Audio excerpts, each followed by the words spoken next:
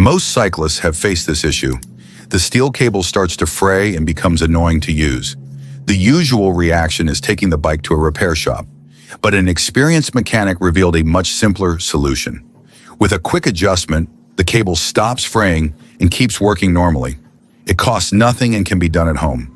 After learning this, it's hard not to think about the money wasted before.